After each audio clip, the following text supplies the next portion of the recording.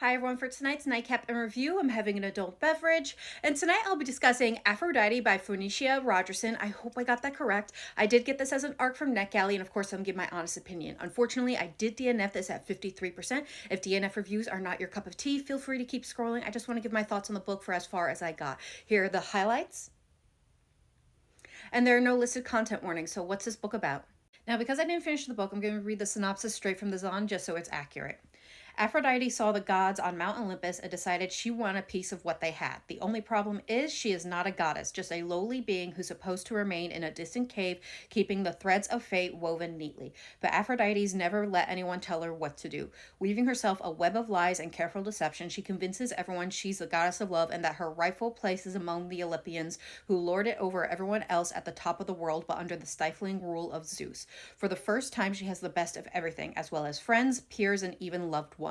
Only being a goddess isn't quite like she thought. Those who oppose Zeus tend to disappear or worse, and one day Aphrodite decides she's had enough. So what are my thoughts? Again, I did DNF this at 53%. Now remember, reading is subjective and not every book is for a reader, and this just was not the book for me, but if it sounds like something you're interested in, I strongly encourage you to give it a try for yourself, and I hope you love it. Now, this is not a bad book, but it's not a book meant for my type of brain. What I mean by that is that there are people who can binge an 8-book series and have no problems and enjoy it completely. For my brain, I can read in a series maybe 2 or 3 books before I need to stop, read something else, and come back to it later on. The reason I bring that up is that this story did not center Aphrodite leading up to her rebellion or her big secret reveal. Instead, it felt like a collection of short stories of Greek myths that I'm already for the most part familiar with small changes to fit the story the author's trying to build.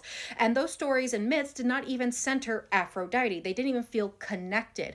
Instead, we would read Aphrodite's story, then we would go to like 3 or 4 different gods and go through one of their myths through their eyes. So we were switching from third person to first person, experiencing those through their eyes. And then we would go back to Aphrodite, and that story wouldn't even connect to her last story. So that's why for my brain, it just felt like a collection of short stories. Now, that's all probably to build out the characters for the later reveal, but without a connecting plot point to drive me towards that big reveal and her rebellion, my brain, once we hit 53% and saw I still had like 3 hours still to go, was like, nope, we are done with Greek mythology. Now, this is a book I can probably come back to later on once my brain has had a chance to reset, but I was not able to finish it at this time. Now, if this sounds like a book you are interested in, this came out yesterday, November 11th. Definitely check it out, and I hope you enjoy, and I hope everyone has a good night and happy readings.